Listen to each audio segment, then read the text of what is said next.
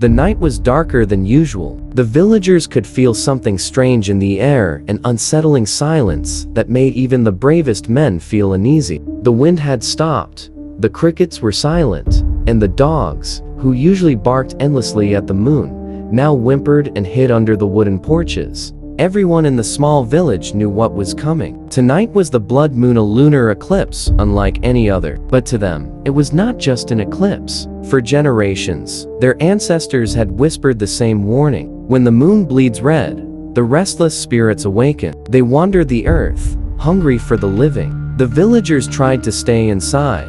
Doors were locked, windows covered with black cloth, and candles lit. With trembling hands, mothers held their children close, whispering prayers to keep away the evil they believed was coming. But not everyone was afraid. A group of curious young boys and girls, no older than 16, thought it was nothing more than superstition. "It's just the Earth's shadow," one of them laughed.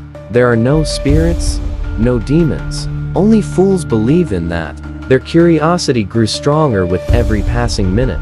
And when the first shadow began to crawl across the full, silver moon, they could not resist anymore. Whispering among themselves, they slipped out of their homes and gathered near the edge of the dark forest, the place where even during daylight, the trees seemed to guard secrets too dark to uncover. They sat together in silence, staring at the sky. Slowly, the moon dimmed, its silver glow fading into a dark crimson hue. The color deepened, until it looked less like light and more like a giant burning eye, watching them from above. The air grew colder. A shiver ran through the group as they noticed the silence had become unbearable, heavy as though the earth itself was holding its breath. The longer they stared, the more they felt it. Something wasn't right. One of the boys swallowed nervously.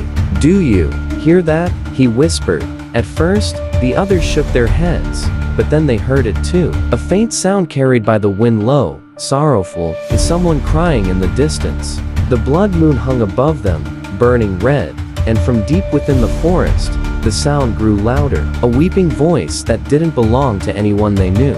None of them dared to move. The night of the blood moon had only just begun. The group of boys and girls huddled close together, their eyes darting nervously toward the forest. The sound was unmistakable now. Someone, or something, was sobbing in the distance. It wasn't the kind of cry that belonged to a living person. It was hollow, echoing, almost as if it came from beneath the earth itself. "Maybe someone needs help," one of the girls whispered, her voice trembling. "Or maybe it's a trick," another muttered. But curiosity mixed with the reckless courage of youth pulled them toward the sound. Step by step, they crept deeper into the forest, their feet crunching against the brittle leaves. Every step seemed louder than it should have been, as though the trees themselves were listening. Above them, the moon was no longer silver. It was blood red, casting an eerie glow across the woods. The branches looked like twisted fingers, reaching for them. The deeper they went, the stronger the cold became. Their breath turned to mist, curling into the air before vanishing like smoke. Suddenly, the crying stopped. The silence hit them like a weight. None of them dared to speak. They stood in a circle, looking around, their hearts pounding. And then, from somewhere behind them, came the sound of rustling leaves, as though someone was moving quickly between the trees. "Who's there?" one of the boys shouted, though his voice cracked with fear. No answer, only more rustling. One of the girls, clutching her scarf tightly, whispered, "We should go back. Now. This isn't right." But before anyone could move, they saw her. Between the shadows of the trees, a figure appeared. It was a woman, sitting on the cold ground, her long black hair hanging over her face. She was wearing a dress that once might have been white, but under the glow of the blood moon, it looked gray, dirty, and torn. Her shoulders shook as if she were crying, but no sound came from her lips now. The group froze. None of them dared to move closer, but none of them could look away.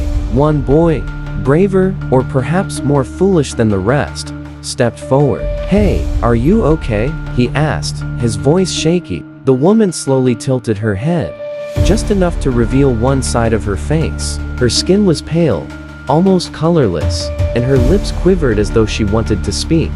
But instead of words, a long, rattling breath escaped her throat. Then, without warning, Her body twitched violently. Her head jerked unnaturally, like a puppet pulled by invisible strings. The sound that followed made their blood run cold, a high-pitched, shrill wail that pierced through the forest like a scream from the grave. The group stumbled back, some of them covering their ears, others frozen in terror.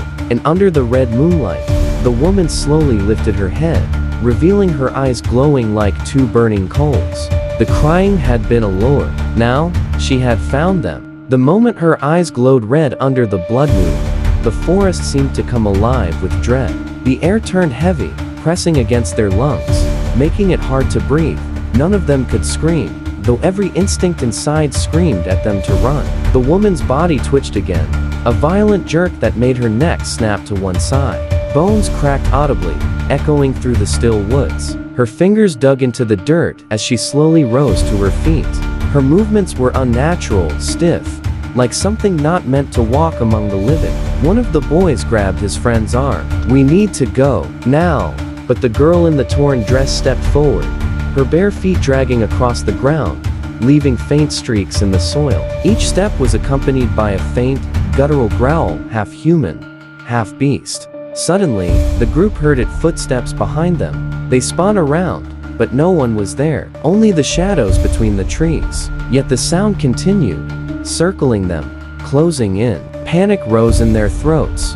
The bravest boy shouted, "Stay together, don't." Before he could finish, the woman let out a scream so piercing that the branches overhead shook.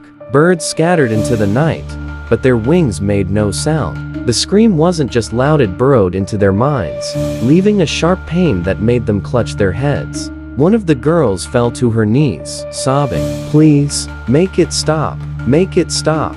The woman stopped moving. She tilted her head slowly, unnaturally, until it looked like her neck would snap. Then, with terrifying speed, she was suddenly standing right in front of them. No one saw her move. She was simply there. The children screamed and stumbled backward, but it was too late for the boy who had stood closest. Her hand shot out, her nails, black and sharp, wrapping around his throat. She lifted him off the ground with impossible strength.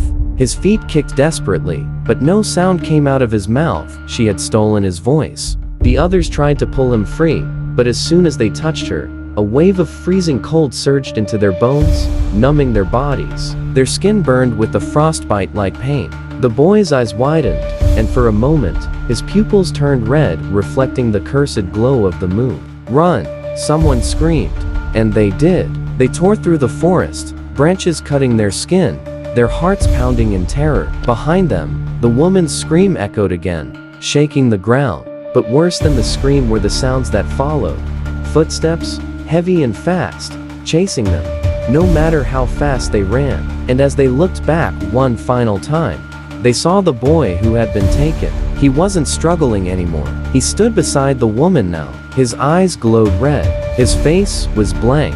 And when he opened his mouth, a guttural whisper escaped. "The blood moon is ours." The forest had never felt so endless. The group ran blindly, their lungs burning, branches clawing at their faces. But no matter how far they went, the trees stretched on, like the woods themselves had twisted into a labyrinth meant to trap them. Behind them, the sound of footsteps never faded. They were steady, deliberate, and far too close. Sometimes, it sounded like only one person was following, but then the footsteps multiplied, echoing from all directions. "The boy, he's not with us," one of the girls cried, her voice breaking. No one dared to answer. They all knew the truth. He wasn't one of them anymore. The woods grew colder with every step. Their breaths came out in pale clouds, even though it wasn't winter. A low fog began to creep along the ground, curling around their ankles like ghostly hands. And from within that fog, shadows shifted, faces that weren't really there. Mouths twisted open in silent screams. "Don't look," someone shouted, but it was too late. One of the boys slowed, his eyes fixed on the shadows. He swore he saw his dead grandmother reaching for him, calling his name in a soothing, familiar voice. "Come with me," the shadow whispered. He took one step forward, then another. Before the others could stop him, the fog surged upward, swallowing him whole. His scream was muffled, then gone. Nothing but silence remained.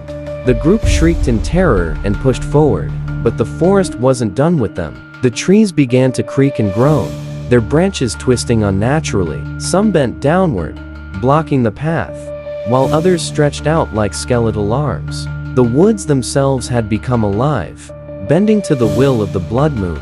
And then, they heard it again, the woman scream. It was closer now, much closer. They stumbled into a small clearing, the red glow of the moon spilling down like blood on the earth. For a moment, they thought they were safe, but then they saw him, the boy who had been taken. He stood in the center of the clearing, his face pale, his eyes glowing with a crimson light. Behind him, the woman appeared, drifting forward as though her feet never touched the ground. Her head tilted at that same horrifying angle, her smile stretched too wide, her teeth jagged like broken glass. "You cannot run," the boy said in a hollow voice that wasn't his own. "You are already chosen." The group huddled together, trembling. One girl whispered prayers, another bit her lip until it bled, but none of it mattered. The woman raised her hand, and suddenly the ground beneath them trembled. From the soil rose pale hands, dozens of them, clawing at the air. Skeletal arms pushed upward, pulling themselves free from shallow graves that no one knew were there. The clearing became a graveyard of the damned, the restless dead dragging their bodies into the red light. The children screamed as the corpses reached for them, their fingernails sharp, their jaws snapping open in hunger. One by one, they were being surrounded. And above it all, the blood moon watched silently, glowing brighter, as if feeding on the terror below. The clearing had become a nightmare. Pale, rotting hands clawed up from the soil, pulling bodies that should have stayed buried. Their eyes were hollow, yet filled with hunger. Their mouths opened in silent screams, the stench of decay choking the air. The children huddled together, their backs pressed tight, nowhere to run. The trees had twisted shut behind them, forming a cage of branches. They were trapped. The woman in white glided closer, her torn dress whispering across the ground. Her face was half hidden behind her hair, but her eyes burned like embers, and her smile widened, splitting her skin unnaturally. She lifted her hands, and the dead answered. The corpses dragged themselves forward, their fingernails scraping against stone and bone. One girl shrieked as a skeletal arm wrapped around her ankle. She kicked, tearing herself free, but blood smeared across the earth. "We're going to die," someone whispered, but death was not the woman's gift. She wanted more. The boy who had been taken stepped forward, his eyes glowing with the same cursed fire. His voice, hollow and inhuman, echoed across the clearing. Under the blood moon, the living shall join the dead. The group screamed as the woman raised her head fully at last. Her face was ghastly pale, her mouth split wide, and inside rows of jagged, unnatural teeth glistened. She let out a scream, shrill and deafening, and the corpses surged forward. The children fought desperately, scratching, pushing, clawing their way through. Some broke free from the skeletal hands. Others weren't so lucky. One boy was dragged screaming into the earth, his fingers clawing at the dirt, until only silence remained. Another girl was caught by the woman herself. The creature's blackened nails sank into her shoulders, and in an instant, her eyes rolled back. When the others looked again, she stood still beside the boy, her eyes now glowing red, her voice joining his in a chilling chant. "The blood moon is ours." The survivors ran, their bodies bruised and bloodied, forcing themselves through the clawing branches that cut their skin like knives. Somehow, they stumbled out of the clearing, the screams echoing behind them. They did not look back. When they finally burst into the village, the moon was already fading, its crimson glow receding as dawn approached. The villagers opened their doors to find the trembling, half-mad children, their clothes torn, their faces pale. But not all had returned. Days passed, the missing were never found. Yet, the survivors were never the same. Their eyes sometimes glimmered red when the moon was full. At night, they whispered in voices not their own, and sometimes, the villagers would wake to hear them murmuring in their sleep. "The blood moon is coming again, and next time, we'll take you too." And from then on, the village lived in fear, counting the days until the next eclipse. Because they knew the curse was real, the blood moon had chosen them, and it was hungry still. The end. If you liked the video, please subscribe for more.